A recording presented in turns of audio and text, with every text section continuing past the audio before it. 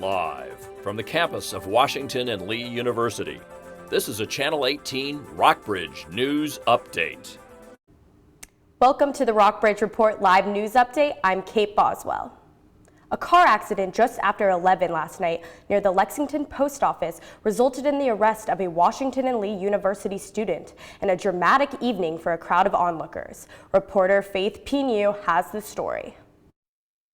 Witnesses said a Washington and Lee University student was speeding eastbound on Nelson when he slammed into the back of a BMW driven by another student. The suspect then swerved into the opposite lane and crashed through the barrier surrounding the Chi Psi fraternity house. He drove down the front lawn and crashed into a tree. The victim, Tierney Wolgamuth, was visibly shaken by the incident, but unharmed. The suspect had blood smeared on his hand and nose. He said he was fine. W&L's Student Judicial Council will wait on a conviction from the court before issuing any punishments. For the Rockbridge Report, I'm Faith Pinu. Nick Hansel is still in jail after the DUI incident that killed Kelsey Durkin almost 2 years ago.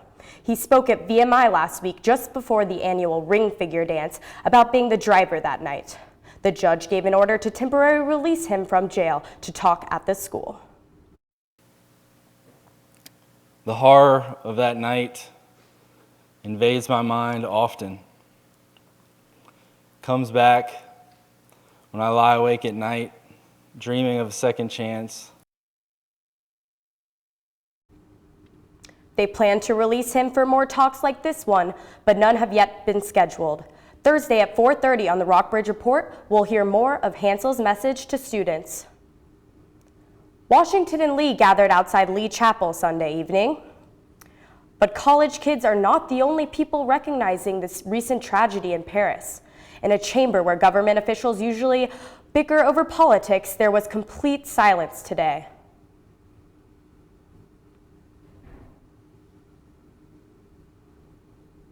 European Parliament leaders took a moment of silence today before adjourning after its meeting. R.E. Lee Memorial Episcopal Church is keeping the general's name in the title. The church leadership met yesterday to vote on a name change.